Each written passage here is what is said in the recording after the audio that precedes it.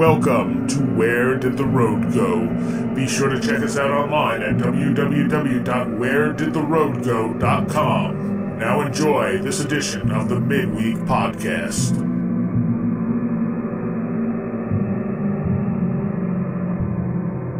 All right, so we are here with this Midweek Podcast with Joshua Cutchin and Red Pill Junkie. Hello, guys. Good evening. How do you do? And I am going to kind of just turn this over to you guys a little bit here to talk about Paramania that you went to last weekend. Yeah, April 1st through 3rd, the first annual Paramania Unconference, as it were, in Dallas, Texas. It was a wonderful... What does it mean by unconference? Non-ticketed. Nobody made any money off of it. Nobody paid any money to go. Just show up and hang out.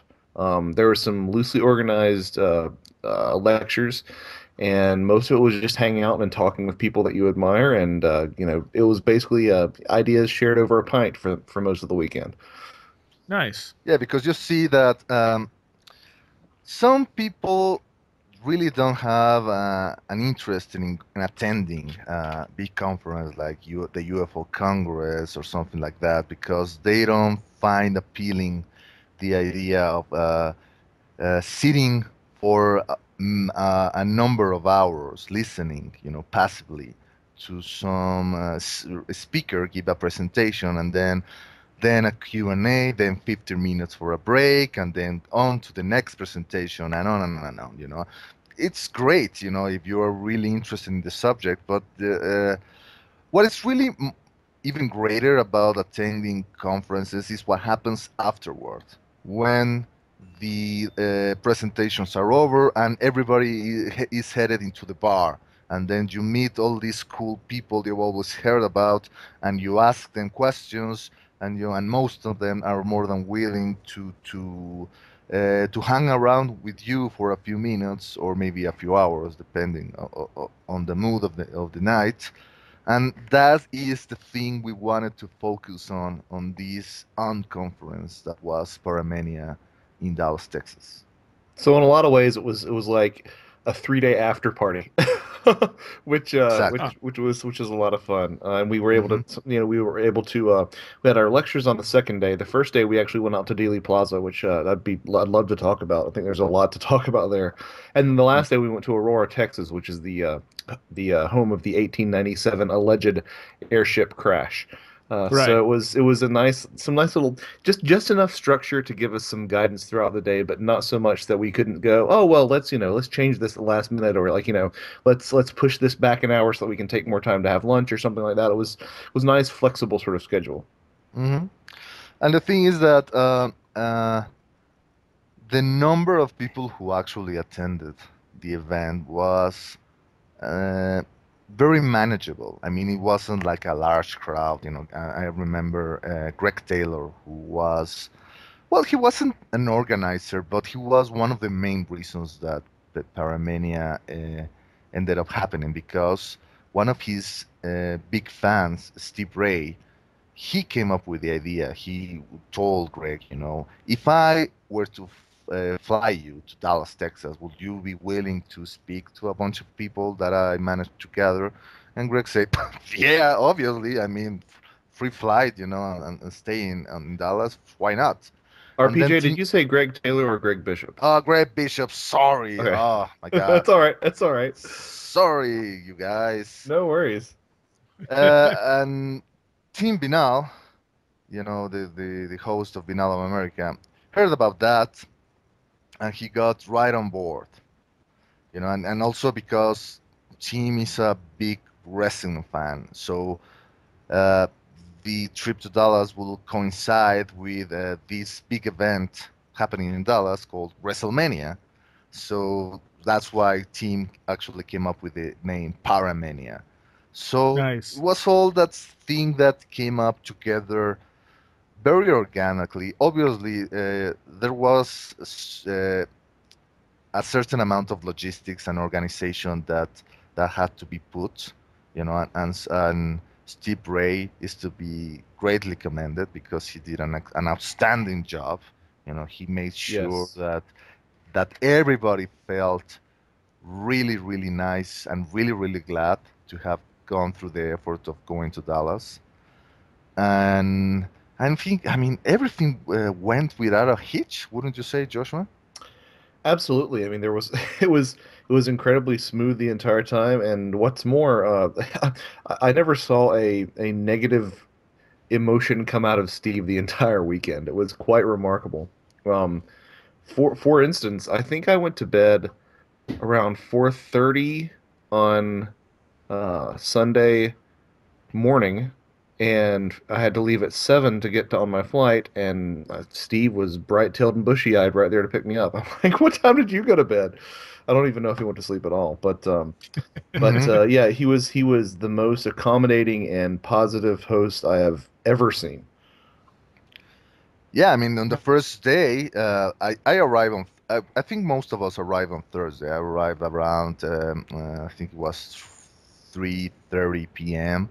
And he and Tim, just waited on the Dallas Fort Worth airport to pick me up. I mean, I think a team had arrived an hour earlier, so the guys decided to wait for me, and then, and then after that, Steve took us to lunch to a really unusual place. It was something of a first time for me because I really had never occurred to me to have lunch in a strip bar. And as Yeah. soon as we arrived there, I thought, oh my God, is this going to be like the tone of the whole Paramania trip? Tim and I keep looking at each other and say, well, I mean, okay, I guess we have to make the most of it because Steve kept telling us, no, that the food in this place was great, and it was.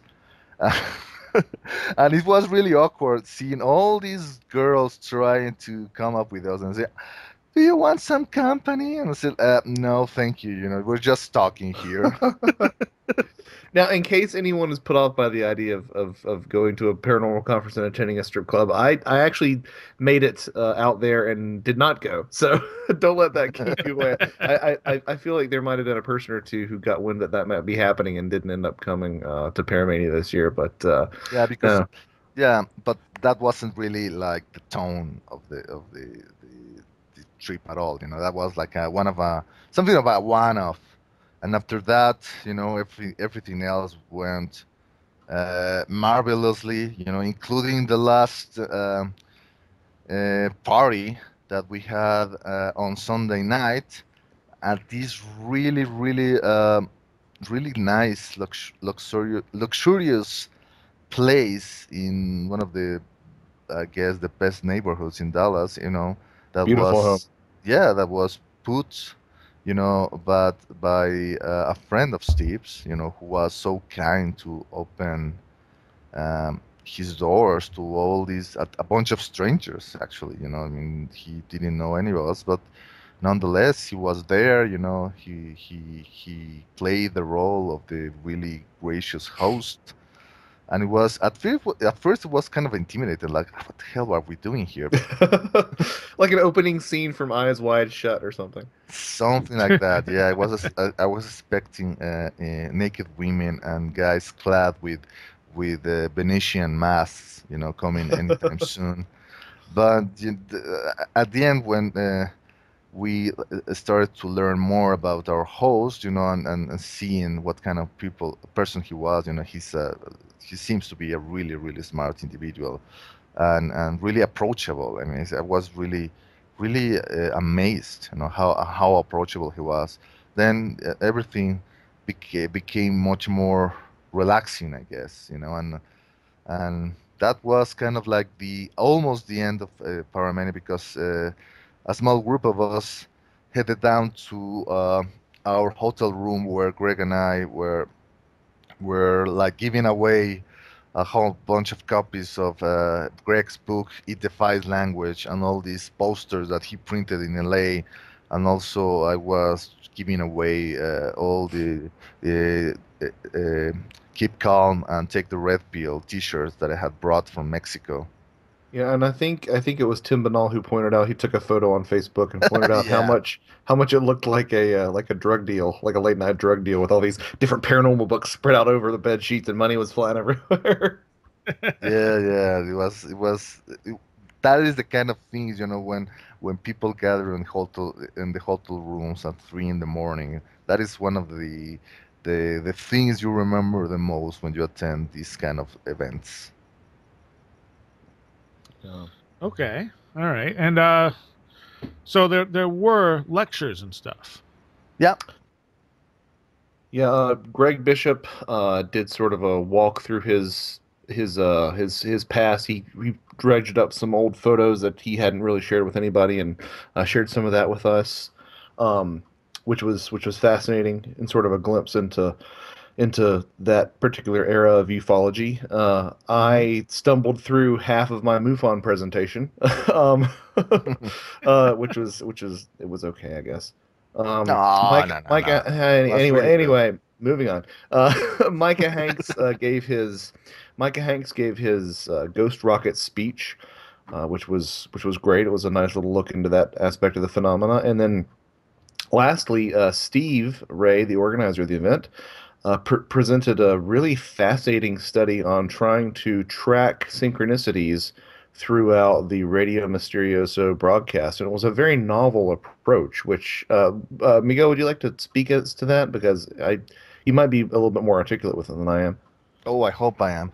I mean, I don't even sure if I will qualify them as synchronicities because Steve and another Radio Misterioso longtime listener, Stephanie Kitsch, they came up with this idea of coming together with keywords and things that they will try to I don't know if manifest is the right word for it. It Try was to almost see like podcast remote viewing. something like that. Yeah. Yeah. Hmm. Like, okay, they came up with the idea of, for example, okay, we're going to see if we're going to pick the word cow and see if something happens during the show in which something alluding to cow is recorded or is brought up during the live session.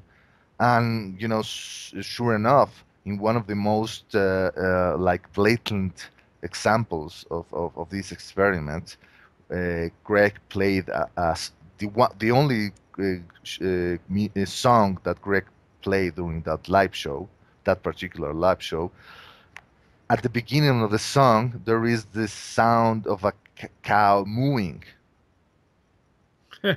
So what thing that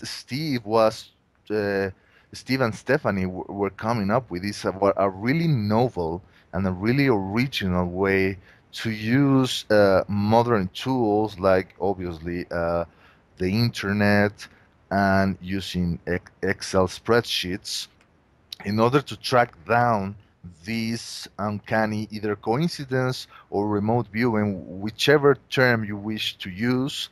But Yeah, I don't think that synchronicity works because you're trying to create it. Synchronicity is more of an unconscious thing. Right. exactly. But Yeah, I think that's sort of where the outgrowth of the impetus for the project sort of began there. But yeah, it definitely looked a lot more like a remote viewing project, and they went to pretty great lengths to make sure that it was very clear that they didn't go back and sort of fudge the data. They recorded their conversations where yeah, they decided their code word, and they had timestamps with those, and then they also live blog. Well, sort of live blog. They live recorded the actual Radio Mysterioso broadcast as it went yeah, by, yeah. because I don't think Mhm, Greg always includes like songs and such when he puts them podcast online. So they yeah, really did a good job of trying to keep it on the up and up. yeah. They were very, very Nice. thorough in their approach. Obviously, there could be some improvements. One, for instance, obviously the first improvement is they could enroll more people into replicating the results. Obviously, and this is something that Steve is was encouraging us to do. I mean, like, pick up this idea, take the ball and go with it. So Yeah. instead of two persons trying to record this manifestations, occurrences, you could have maybe 5, 10 people, going about doing that, and maybe you could also do some kind of what they call in or psychological investigations the double-blinded protocols. Because obviously the two of them were choosing the keywords that they were trying to track in Radio Misteriosos podcasts. But maybe you could have some kind of computer program that will choose a completely random keyword for them. So adding some even another level of what do you call this, objectivity, I guess. Because maybe skeptics will say that they are already biased because they know Greg's show so well. They could maybe unconsciously know the kind of words that will be more frequent to be said during the show, or to be mentioned in the songs that Greg likes to play. But I think that they were really trying to go for the completely unexpected word. Like, I mean, cow. I mean, why would... Yeah, cow's an odd Yeah, one. cow's an odd one. Maybe if Greg had Chris O'Brien as a guest, say, well, obviously they're going to talk about cows because Right. Chris is a cattle mutilation researcher.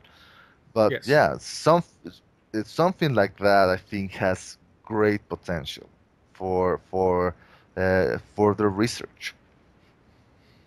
Okay, that's really interesting. Another one of my favorite synchronicities, or one of my favorite sort of, I guess, predictive moments was Stephanie and Steve would have this discussion, and the keyword would sort of emerge organically out of that discussion, and one of the words was heat. And in the middle of his broadcast, Greg actually had to go out of his studio to was it to move his car, right?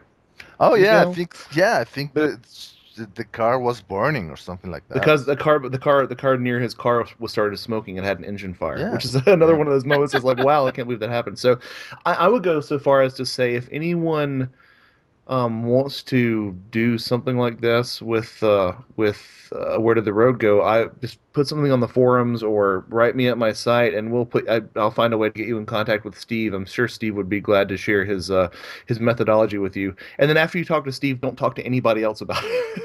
Don't talk to me about it. Don't talk to Sarai about it. Don't talk to Miguel about it. But I think it would be an interesting thing to see if this sort of is replicable in other areas. Sure, because the thing that has to be said is that Greg Bishop didn't know a thing about this experiment. He didn't learn about it until like one day prior to Steve's presentation.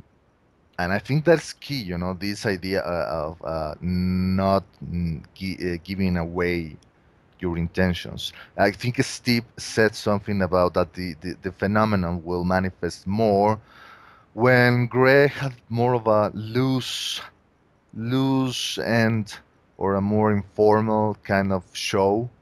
Right. If it was a music show or a guest he was really comfortable with, as opposed to a really solidly, tightly structured interview. Exactly. Yeah. Okay.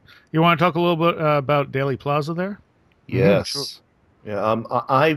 My initial thoughts are the things that I keep on coming back to are it's much smaller than you think it is. Yeah. It's quite a tiny space. The book depository was a lot smaller than a lot closer rather than you think it was. But also, I've never been to a place where I have had a sense of geography really helping me understand the events more than at Daley Plaza. Mm-hmm. How so? Just to see how just to get the lay of the land in terms of the direction of the grassy knoll and how close that was and what sort of an angle it would provide, and how, yes, someone shooting from the grassy knoll would result in a back into the left motion. And to also get an idea for why some of the conspiracy theories seem to hold a little bit more water. I mean, I came in being sort of indifferent about the whole second shooter angle, but I really did emerge a lot more convinced of it after seeing all the things, and in some ways not seeing the things that had to do with that particular spot in Dallas. Okay. What about you, Red Pill? Well, it was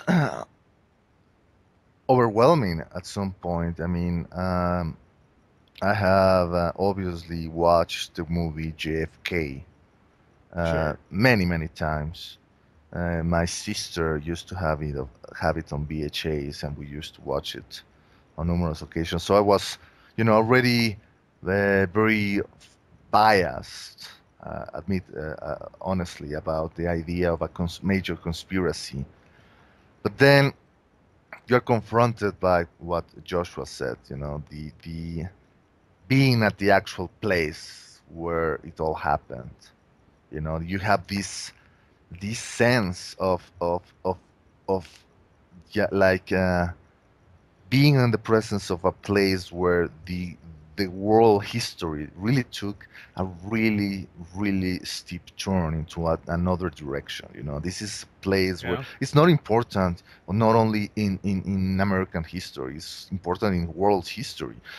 I remember my mother telling me how when she was working as a secretary in 1963, that her boss came up to the office and told her and the other staff members that what had happened in Dallas, and that everybody left early that day. And they went into their homes. Some people were crying. Some people were crying there because I don't think people in in the United States have a sense of how amazingly popular JFK was outside of the United States. And I think that also people, I'm sure that people were scared. I'm sure that more than one people uh, in Mexico and another place, and I'm sure in the United States as well, were kind of expecting like the end of the world, right after Sure. the end, Yeah. the death of JFK, when it was obviously something quite possible that, in the mindset of the people at that moment in history.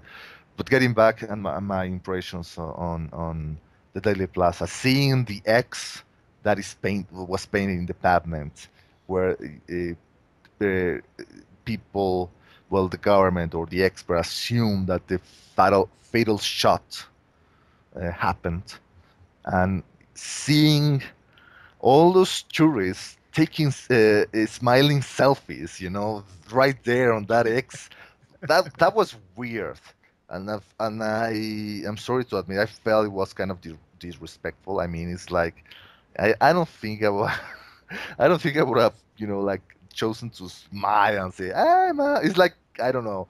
If I imagine if you're Yeah. a Christian and you go to the Holy Land and say, "Oh well, this is where you know we think that the cross of Christ, was put," and you will take a selfie. Hey, yeah, I'm here with Christ, was nailed to the cross. Okay, and Getty, now we also went to the grassy knoll where the conspiracy corner, as I like to call it, is put. Well, these two guys giving their usual spiel about the conspiracy and about the second shooter and all that, and showing the really gnarly, the really gross and really graphic frames from the Zapruder film, which, interestingly enough, are not present in the actual official JFK museum. The parts when you can see the back and to the left, and you can see half of JFK's head blown to pieces, and you can see uh, his wife either trying to escape or trying to get a reaction from the Secret Service agents. Those frames are not nowhere near, no, nor there are nowhere to be seen inside the museum, and I found that interesting. What I found, I think, most interesting is not what was um, presented during the exhibition, but the things that they deliberately omitted. The Right. things that you are not shown inside official exhibition, the official telling of what happened on that day. The fact that you can, the fact that you cannot actually step into the corner window because it is, encircled, encased in this glass cage, and you can only see the actual, what they call is like the point of view from that that corner using a camera, all those things, were weird. Yeah, and it's one of those situations too that so much time and energy is given in that museum to the conspiracy theories. It's almost one of those "the lady doth protest too much" sort of scenarios. Mm-hmm. And I also found it interesting. Again, coming back to the geography, if there was a lone shooter, he would not have his clearest shot would have been right at the intersection, literally right below the door, the window rather, at the book depository. And to have waited as long as he did, he was so much closer to where the alleged second shooter would have been, than he would have been if he had just taken the shot right there at the intersection. It really makes me think. It really put a lot of extra weight behind that theory for me. That's one of those things where I don't have any doubt that the story we're told is simply false. Mm-hmm. It's just one of those things where the evidence, the official story really doesn't add up at all. Right, and it's also, I mean, so it just comes down to a matter of who was behind it and who was implicated and why was it done. I think it was probably multiple parties. I don't think it was one party. I mean, so he pissed off so many people. Everyone from other elements of the government and the CIA to, the mafia. Yeah, it reminds me of that Onion headline that says Kennedy slain by CIA, mafia, Castro, LBJ, Teamsters, Freemasons. Exactly. President shot 129 times from 43 different angles. Yeah. Sure. What's a really interesting book on it is actually the Bush Family Jewels from, I forget his name. Hang on. I gotta look. It's the guy that does whowhatwhy.com. Oh, well, a friend of mine, Jesse Rocha, Russ Baker. He pointed me out to this documentary, Dark Legacy, that he urged me to look at, because I think in that particular film, they discuss the possible implications of the Bush family into the death of JFK. Yeah, well, that's exactly what Russ Baker does. It's Family of Secrets, I think is the actual name of the book. It's like 800 pages long. It's ridiculous. Very well researched. Not really any speculation thrown in, but like he started writing it because he heard George W. Bush say that the older Bush there, that was the president in the 80s, that's GW, right? Yeah. Or that's Herbert Walker. Yeah. Anyway, someone had asked him, where were you when Kennedy got shot? And he said, I don't remember. And Russ said, what do you mean you don't remember? Who doesn't remember where they were when Kennedy got shot? So he tried to find out. And it turns out that he was in Dallas on the day Kennedy got shot, having a meeting with some other high-level people, most of which were connected to Oswald. And when Kennedy was actually shot, he was just a short distance away giving a speech at some Republican convention. They came up, told him that Kennedy was shot. He announced it and then very calmly went over and sat down. Wow. He then called the CIA with a bad tip and said he was calling from somewhere he was not. So when you look at all this, it's like, what is he doing here? Like, what's really going on? I mean, obviously, he wasn't directly responsible for shooting JFK, but was some kind of decision made that morning?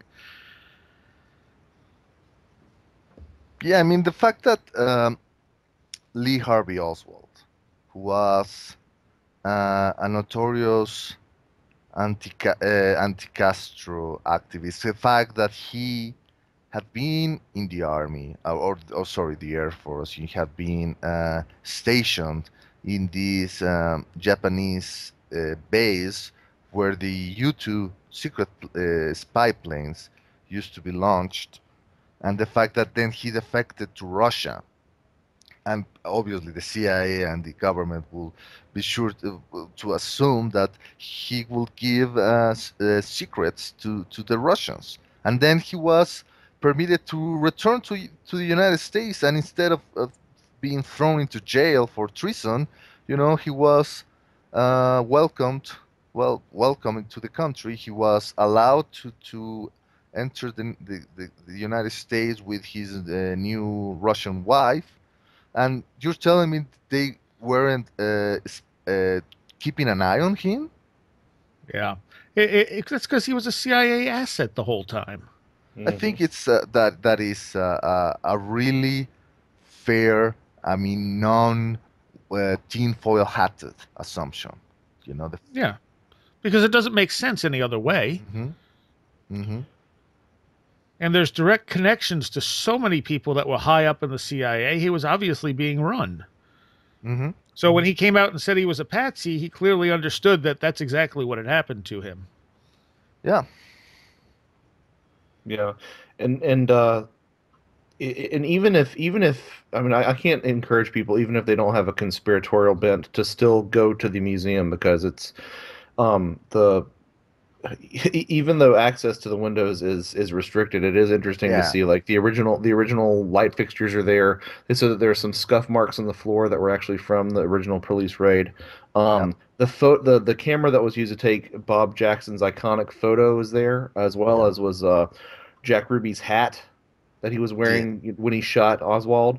There's so much that is preserved there that is just it's quite it's quite impressive.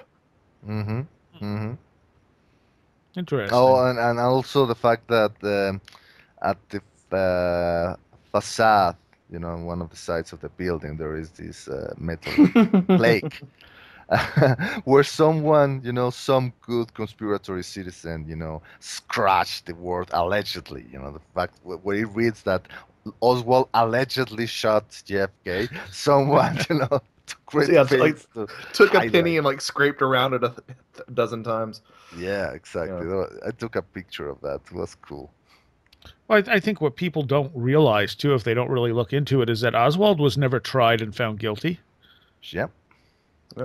And neither was Osama bin Laden. Well, that's true, too.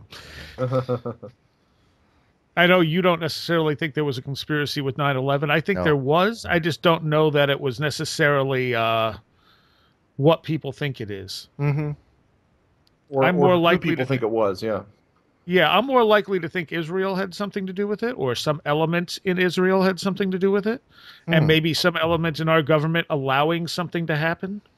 It's an interesting take. But there are pieces that don't fit in the official story. They simply don't fit. And I think the government's going to lie no matter what. Yeah, because they want to spin it to their advantage. Yeah, maybe the reasons the pieces don't fit is because some pieces have been deliberately covered up, but maybe those pieces were covered up in order to hide not a evil conspiracy, but only just blatant incompetence. Well, that is entirely possible. But there's also things like the way Building 7 fell, which is definitely suspicious. I know that when you look at the what was the group that did the report on it? Anyway, they came. It took them 7 years to figure out how to explain how Building 7 fell like it did. And when you look at that, you also got to realize they weren't trying to figure out what caused Building 7 to fall. They were charged with finding out, with the government's explanation, how Building 7 could have fallen based on that explanation. And it took them 7 years to come up with something. Yeah, I mean, sometimes I wonder if it's not just opportunism that is mistaken for conspiracy. But at the same time, I still think the conspiracy angle is entirely possible. I mean, it totally seems feasible too.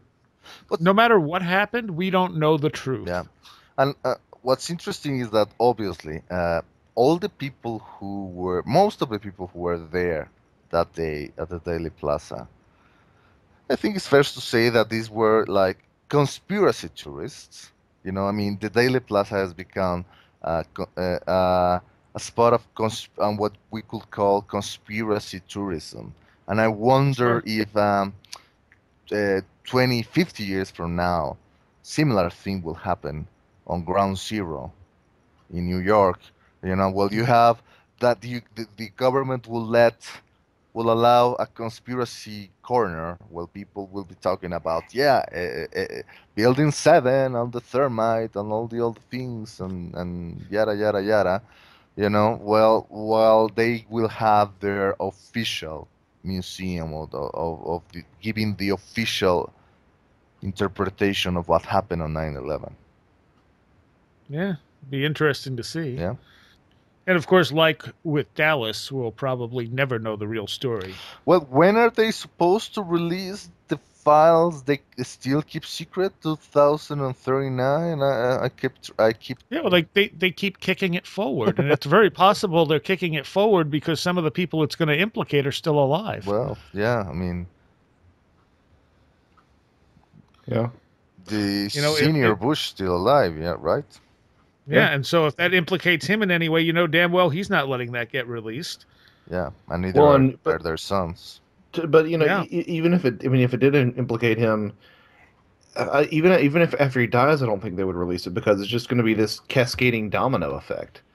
Yeah, well, that's why it's been pushed up so far. Exactly. Because at that point, people aren't going to care as much. Yeah, it'll be ancient history. It's 50 years ago or so, whatever the date is. 100th anniversary, maybe. Yeah. And maybe they're hoping people will just forget about it.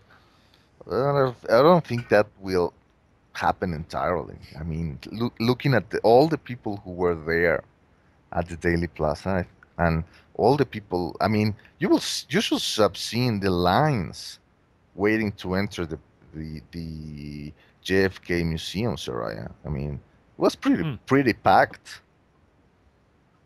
But will it be 50 years from now? It's a good question. I don't know. I mean, there's a lot of people still going to Holy Land, True, but that's a little different. Yeah. Maybe it will become something of a sacred site in America for people to go and pay the respects and even pray to JFK. Well, yeah, I see. I really don't know. I mean, I would like to. I have not had the chance to go to Pearl Harbor yet, but I would like to see how Pearl Harbor at, noon on a Thursday or noon on a Friday in April looks compared to Daley Plaza or compared to the Kennedy Museum, because that place was definitely packed. Yeah. But Pearl Harbor, too, doesn't have the same conspiracies associated with it. I mean, there are some. True. Yeah. I do love the Pearl Harbor conspiracies, though. I think they're great. Well, the one thing we have evidence of is that at least some people knew it was coming and didn't do anything about it. Mm-hmm. That's come out pretty definitively, but not necessarily because they were trying to cause a problem as much as they just didn't believe it. Right. But it's hard to say. And who knows, they're very good at keeping information out of our hands. Yeah. Or if it gets in our hands, it's very easy at this point to make it seem ridiculous. What's undeniable is that the JFK assassination is the true beginning of the conspiracy mindset. Yes. In America and the rest of the schism when the people started to really doubt the veracity of official stories, started to really distrust their elected officials. And that is something that is really fascinating to me. I mean, it's something that I keep thinking about, how now we're living in an age in which I don't think there's been an age in human history with such low levels of public distrust in government. I don't know. Maybe in Roman times, but I don't know. I mean, no, you're right, but that was a turning point for so many reasons. Yeah. That's one of them. Yeah. Yeah, and it's fascinating to see how many people you talk to who say, oh, well, I think they're crooked as hell, but I'm still going to vote for so and so. Yeah. It's like, okay, well, that's what we've come to. Yeah. Well, I think you hear, okay, well, Congress has this low approval rating, and yet they keep getting reelected, and that's because people think, yeah, it's the other guys who are doing the bad job. Our guy's good. Yeah. And so hence we just keep reelecting the same people who don't do anything except make things worse. Or you vote for the lesser evil and say, well, I don't like this guy, but I'm sure as hell don't like the other guy to win, so I better vote for his opponent. And I think that the powers that be, whatever they may be, shadow government, the U.S. government, whatever you want, that's exactly where they want us, is they want us at each other's throats. I don't even know if it's a shadow government so much as it's just corporate controlled. That too. You have all these people making sure that the people that are going to give them the best deal get into office. It's money. I think the way I see it, it's not an evil cabal of people, like pulling the strings of world events. It's a well-oiled automatic engine, that is running, it's running on greed. Exactly, and it's pulling us all out of pure inertia. And the people who learn the rules of the game are the people who manage to climb on top quicker, and they learn these rules, almost instinctively. And so there's no need to have some kind of like overseers trying to see if someone steps out of line, or seeing, oh no, this guy, is starting to doubt the official question, so we better shut him up. No, that's going to happen automatically. He's just going to be, if he's a reporter, he's either going to get fired, or he's going to be, demoted or sent to cover the really boring news. And I think that's obviously the same happens with politicians. This well-maintained machine or beast, if you wanted to look at it that way, it will instinctively ensure that only the most crooked individuals, the ones more willing to make deals under the table, and the ones with the most skeletons in their closets, will be the ones who will get elected in order to keep feeding the beast. Yeah. Well, let's move on to the UFO crash site. The alleged UFO crash. The alleged, yes. Well, I think all UFO crash sites are alleged UFO crash sites. But now this happened in what year? In 1897? Mm-hmm. Okay. April of 1897, yeah. April 17th? 17th or 12th, I can't remember off the top of my head. Something like that. 17th sounds right. Yeah, in Aurora, Texas, allegedly there was an airship of some description, cigar-shaped airship that crashed into the town windmill and landed near the town well. The pilot was disfigured and, according to reports at the time, appeared non-human.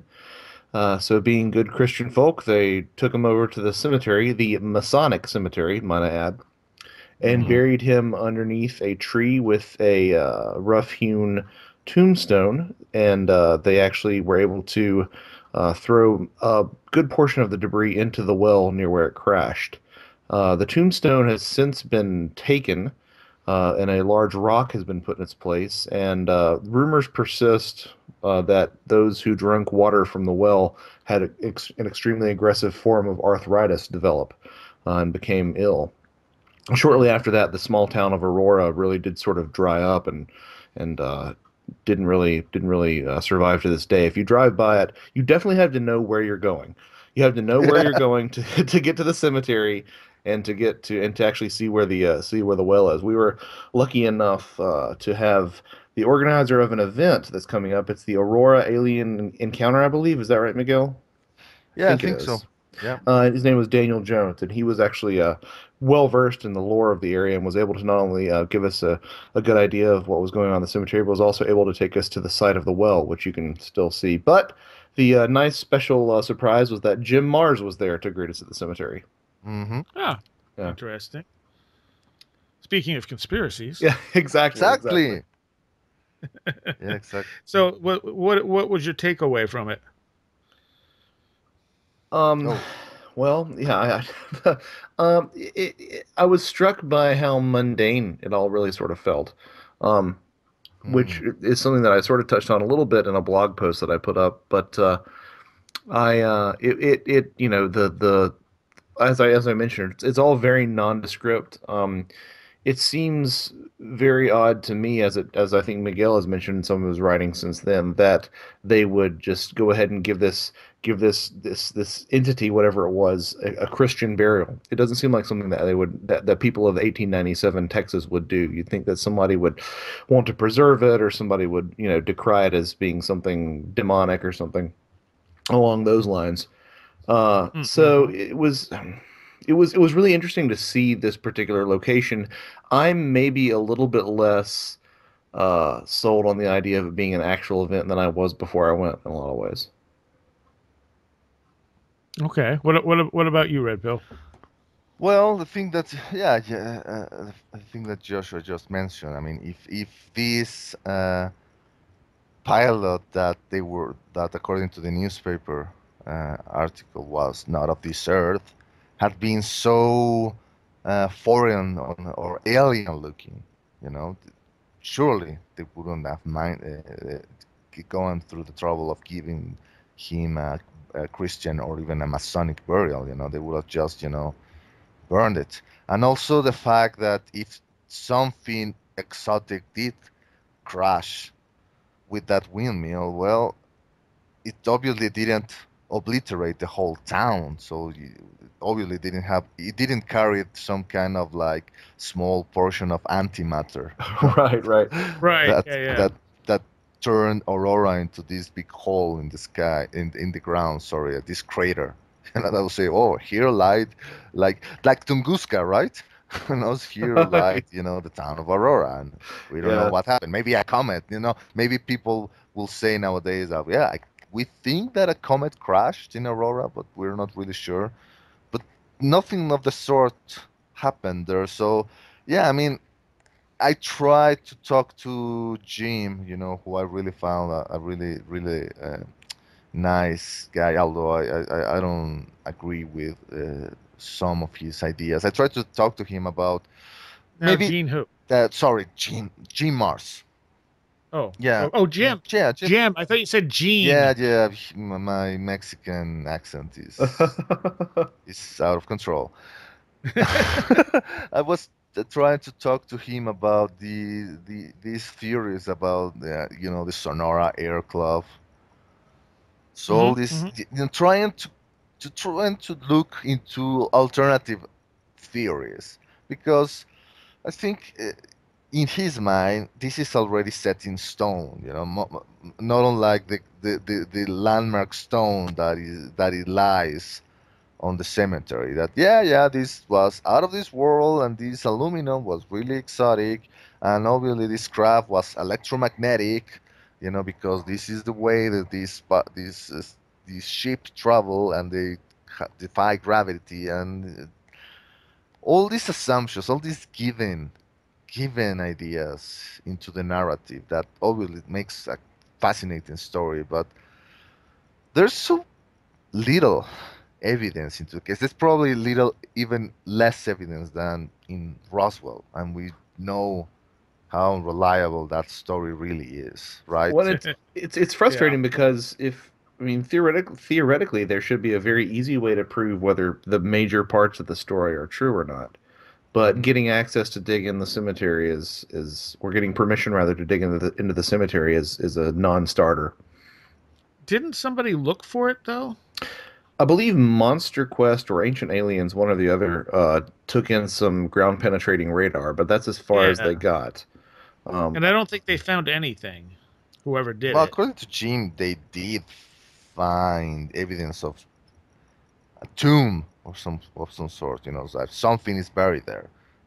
What that Hmm. is, God only knows. It occurred to me that when Jim mentioned that the some of the trees surrounding the burial site were very old, were probably around when the crash happened. It occurred to me, well, what would happen if you will try to take some samples from the trees? I mean, if you go through the rationale that maybe the exotic chemical composition of this, foreign entity maybe had some kind of impact into the surrounding vegetation. I mean, Sure. something Yeah, maybe to look into.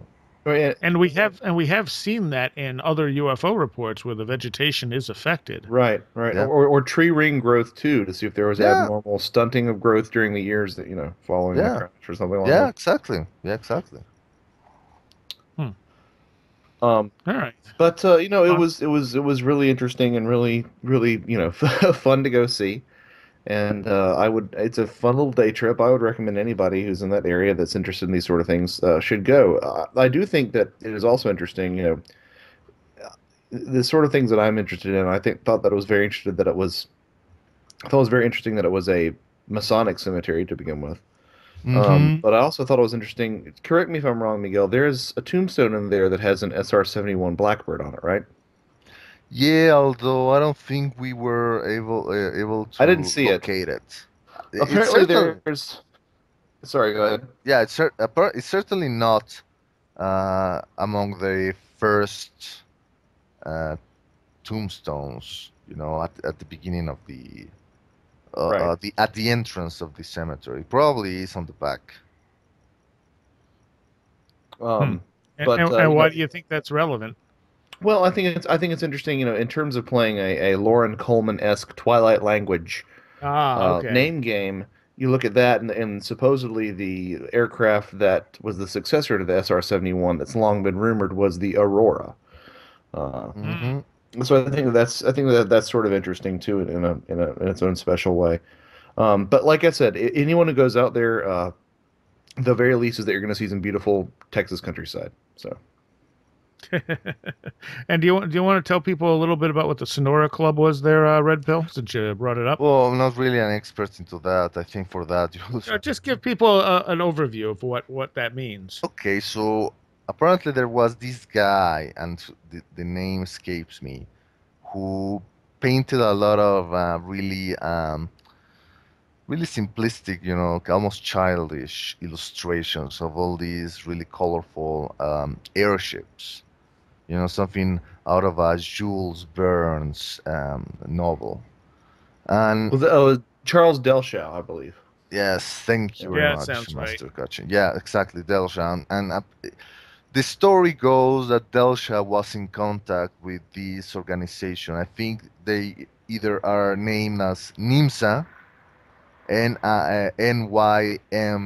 NYMZA, or the Sonora Air Club. So the story is that there was this group of people who were actually building very advanced, at least for the time, airships, and they were, testing them. And some of those airships were responsible for the massive flap that was reported on the newspapers, American newspapers, in 1997. Micah talked a bit about that at the actual well site. When after we left the cemetery, I have to say that I'm of two minds about the idea, because on the one hand, yeah, the concept of this steampunk breakaway civilization is really appealing to me. I don't know, maybe from an aesthetic point of view. But on the other hand, I find it conflicting because, look, if you look into the newspaper reports, they describe these airships with these really potent searchlights. Yeah. And if you think about the kind of generators that will have to be used in order to produce such powerful beams of light, that in itself is a problem when you take into consideration the weight that these airships will have to carry. Not only that, but UFOs often have extremely blinding lights, even by today's standards. And that was described with the airships as well. I mean, a lot of the airships accounts are likely hoaxes, Sure. or just newspaper stuff. But I think there's some in there that probably had some genuine reports. Yeah, that's why a lot of the airship reports began, was people were awoken by a bright light shining through their window, and they went outside, and people were like, "Can you fetch me a pail of milk, Sonny?" Yeah. I'm surprised that didn't make your book. A couple of them did. It was sort of hard separating the wheat from the chaff on that. Yeah. And that's the problem, because they're so long ago, and it's very hard to follow up. I know Chris Auerbach did some work on it. Yeah, what's fascinating about those accounts is that people weren't really that startled or even scared about saying, well, it's an airship. Yeah, it must be some inventor trying to come up with this new discovery, because humanity was entering the age of discovery in which science was bringing us all these new things, almost not on a daily basis, but more often, than ever.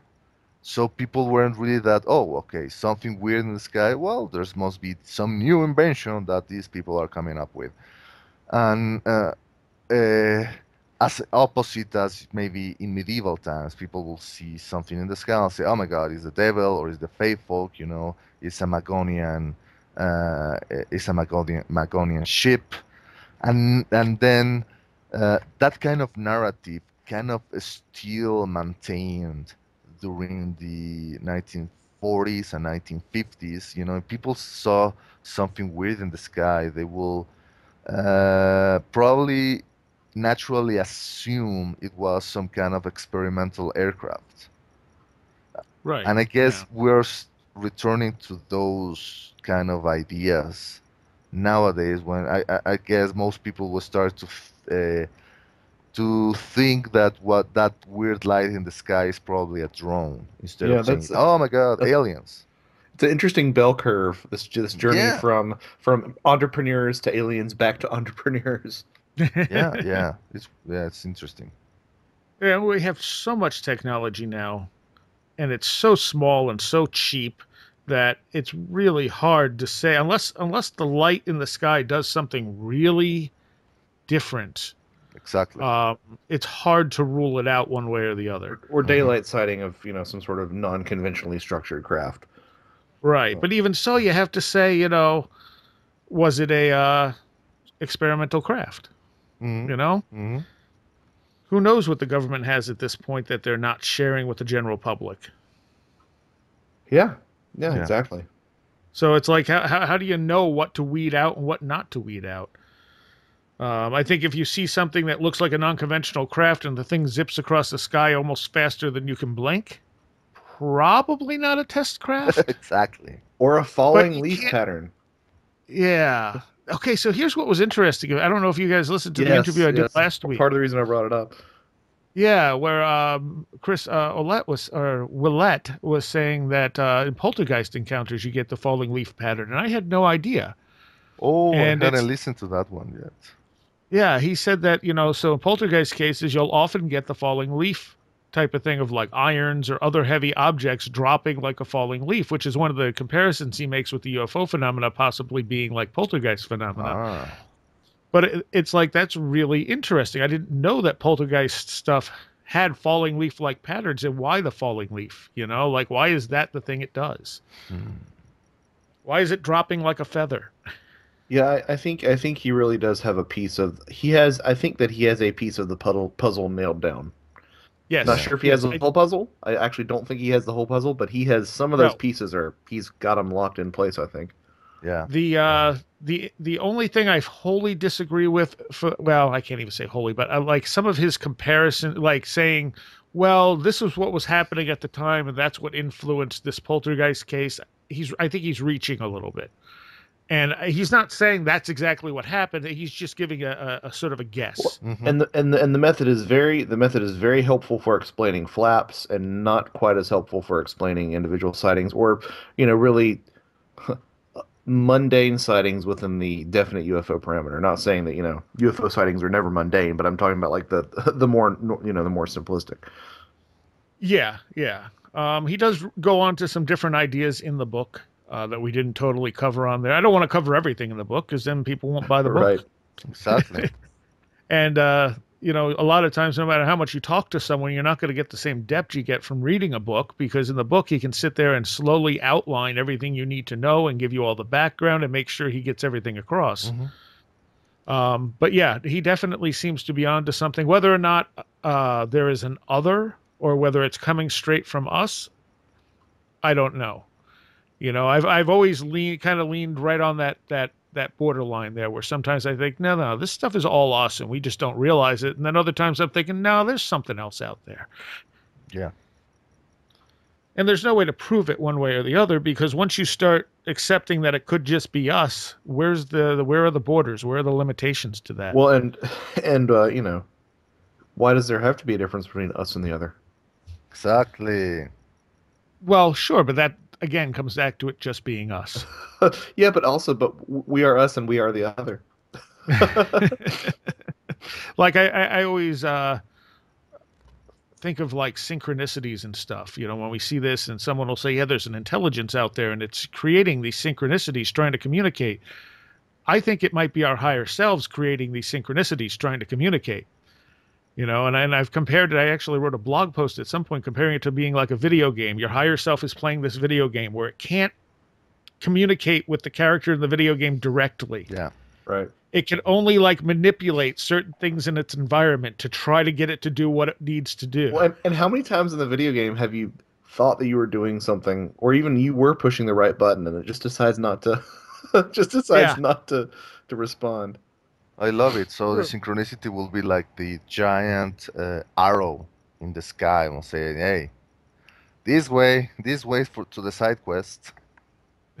Right. Except it's far more subtle. Yeah, for sure.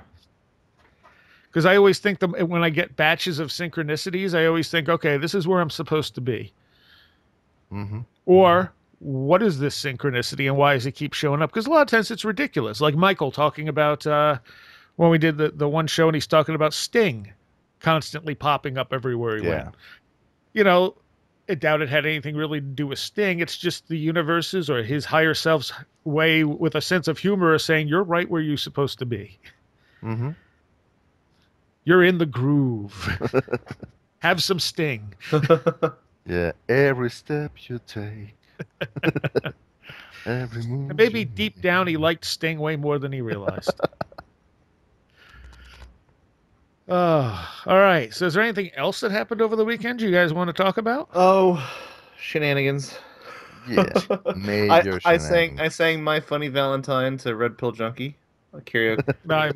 I believe that would have happened. Let's see what else happened. We learned about space mammies, so there's that. Do I want to ask? Micah Hanks was talking about an email he had gotten from a gentleman. A gentleman on Brown Mountain used to have a little roadside store, where he allegedly had this corpse of an alien. And I don't think Micah ever got a chance to see it, but Micah has been very interested in what this might have been. Even if it was a facsimile, it's something that, as lore keepers, we like to at least get an idea of what it was. And He got an anonymous email from someone one time who says, "Yes, I went up mountain and saw the 3 teeth in the space mammy." We just found that particular turn of phrase quite unique. So anytime we would refer to aliens for the rest of the weekend, it would be a space mammy. So anyone who sees me or hears me using the term space mammy, that's what it's about. Nice. Fair enough. Yeah. All right. Well, I guess we should probably stop there. I mean, we're going to deal with some of the feedback we've gotten from the Nightmare Show. Right. We've gotten, apparently Mike as well. Mike Hughes has gotten quite a bit of feedback and letters relating to this. So we're going to do a show talking a little bit about that in the near future. Mike couldn't join us tonight, so we were going to hold off on that. And so if you want to join in the conversation and send us any comments, there's a forum on wheredidtheroadgo.com. You can message me at stories@wheredidtheroadgo.com. You can message any of us if you go on to, well, let's see. What's the best way to contact you, Red Pill? Twitter at Red on well, Red Pill Junkie on Twitter, and Facebook. I also have a Facebook page, and obviously the Daily Grail. Look me up at the Daily Grail. There is a contact email service, and I'm sure to get the email there. Also, I think Grimerica has an email address for me. So yeah, there's plenty of ways to contact me. Although obviously the surest way is if you remote view me. Oh, okay, excellent. Joshua? Just visit my website, joshuacutchin.com. There's an email form, or you can still use my email address if you just want to go cut out the middleman. Is foodtaboo, FOODTABOO @gmail.com. But now you're writing a book on smells. Is it going to be smell taboo? It's going to be smell of sulfur @gmail.com. No, don't write that because it doesn't exist. And on a last note here, did any of you see this article? And I'm trying to find it now, about this Indian pop star who died from a snake bite. Was Indian or was it from Indonesia? Maybe it was Indonesia. I was looking up the article right now. But talk about dedication. Yeah. Yeah. She was performing on stage with live cobras, and one of them bit her. And she continued performing literally until she collapsed and then later died. Jeez. Yeah, here it is. Pop star in Indonesia has died. Irma Buell astonishingly carried on singing for a further 45 minutes before she collapsed in front of her fans. The 29-year-old is known for wearing snakes during her acts, but the cobra which she danced with on Sunday had not been defanged. It pales in comparison, but I once filmed a live concert DVD with a gentleman who I found out later had a migraine the entire time. It was very high energy, and he was the front man. Like, it was a very high energy show, and you wouldn't have known it if you hadn't told me it later. So yeah, I mean, it's some people. I think that sometimes the craft gives people a little bit extra boost. Yeah. Well, This also says it is understood she was bitten after she stood on the snake during the gig. Yeah. And I'm thinking, why are you standing on the snake? Yeah. Don't tread on me. Yeah. Mm-hmm. Well, if you're standing on the snake and hurting it, then maybe you deserve to be bitten by it. Possibly. But I don't know. I mean, there's a video, but you can't really see anything all that clearly from it. Well, as long as we're talking about videos, have you seen the River Thames? I have not. Video? I heard about it. It's really interesting. What's your take on it? I mean, there really isn't a lake monster tradition, river monster tradition in the Thames. So I'm sort of thinking maybe part of me wonders if perhaps it was a submarine of some description, either a friendly submarine, or if it was maybe a spy. I don't think a spy submarine could get that far up the river without somebody noticing, but maybe it was a Russian submarine. Who knows? I do find it interesting that in the city with so much surveillance that another video of it hasn't surfaced somewhere. Yeah, well, that's true. And if maybe there is another video and they don't want to release it. Possibly. So I just watched that little video there of the girl. It looks like she might have stepped on the snake accidentally. That's no good. No. And I'm wondering if it was supposed to be defanged. Said the pop star refused treatment and carried on singing before she started vomiting and collapsed. That's a lot like it was in her rider to have it defanged, and someone didn't read the rider. It's like that old I think was it Van Halen with the brown M&Ms? Yes. Yeah. Yeah, I didn't actually look at the River Thames video, but wasn't there humps on it? Yeah, something like that. But it's so quick. It's so quick. Oh, it's not even up for a full second. It's definitely worth a look. There's something there. I have a still image there. Yeah, you can see it. There's definitely something there, but It could be the top of a craft of some sorts. Or maybe it's just a very large marine animal. Doesn't have to be a monster. It could be a whale or something. Yes, could be a whale. Yeah. Yeah. Maybe turned slightly on its side or something. It's interesting. I don't think it's a hoax. I don't think it's a... No, it doesn't look like a hoax. No. I mean, not everything weird is a hoax anyway. Right. Yeah. It's just videos are so easy to hoax now. Yeah, they are. Yeah. And some of them are so ridiculous. Yeah, it's its own cottage industry of hoaxing videos. Oh yeah. And you got to wonder, I mean, you'll see millions of hits on these things. Are people being suckered in? Are they really just believing it? They're already believers, so everything seems real to them. Or are they just going, oh, look at this nonsense? I think it's the latter. I think it's like people are expecting to be entertained. Yeah, well, that would make sense. But I'm sure there are some hardcore believers out there as well who are just like, no matter how bad it looks, they're going to be like, no, look at that. I don't think anybody even gives it as much thought as you've given that question, sir. I think people, I think it's just like, it's like water through the gills of a fish. It's just, I need content, and they watch it and they move on. Yeah, yeah.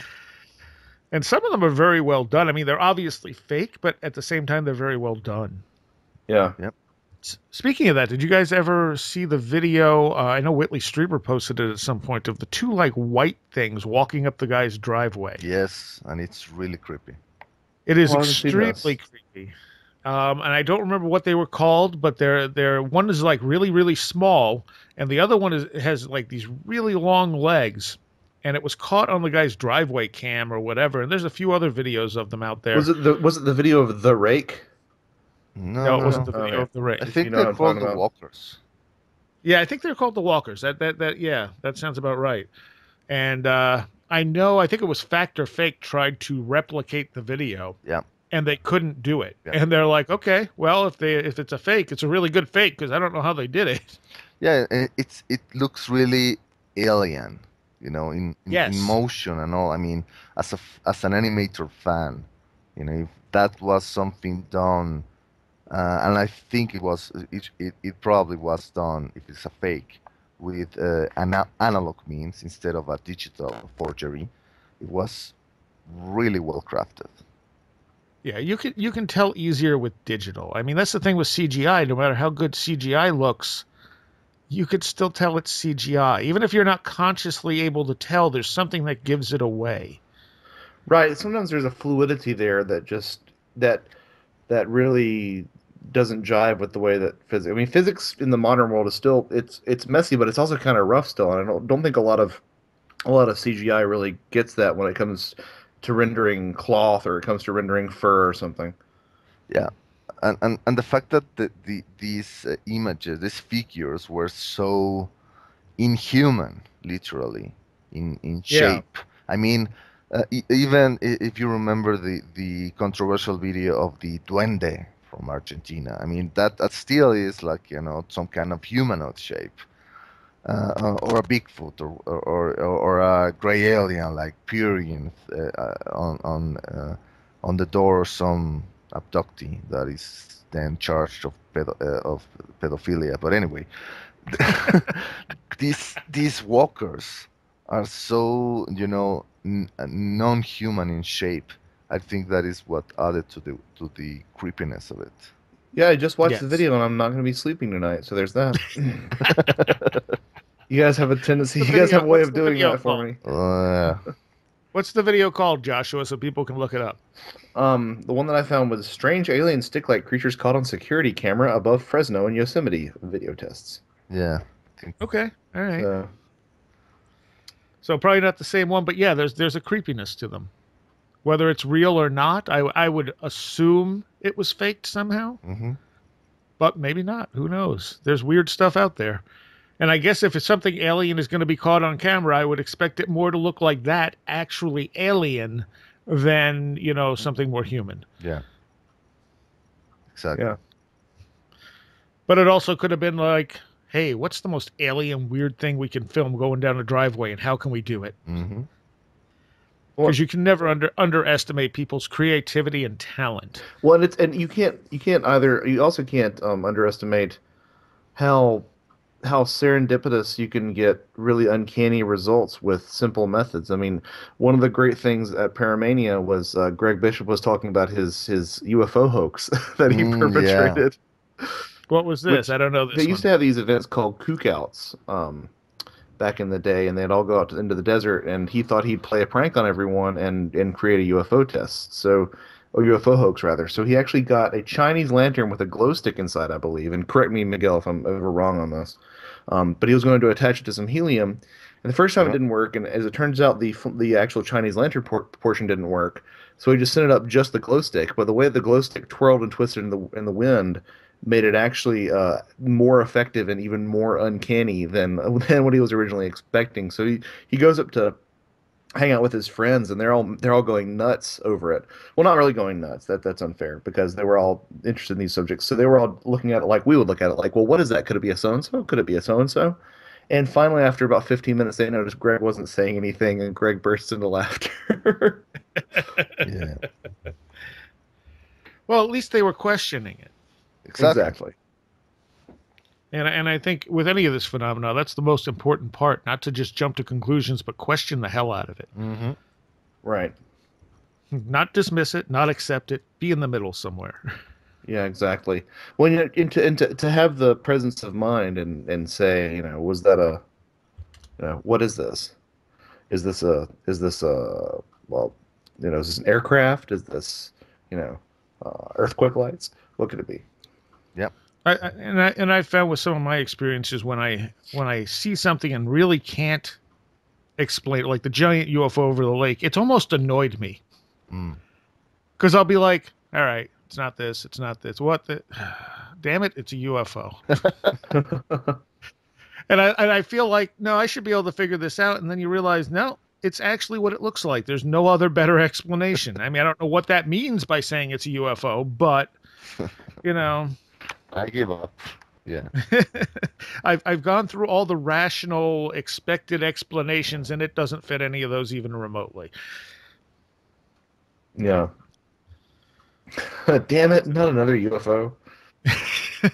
Well, sometimes you have to surrender to the uncertainty. True. All right. Well, I thank you guys. Hey, this our has been pleasure. A great conversation, and glad to hear Paramania went so well. It was fantastic. Everybody stay tuned. I'm sure we'll be talking about the next one sooner rather than later. All right. Later, guys. Take care. Bye-bye.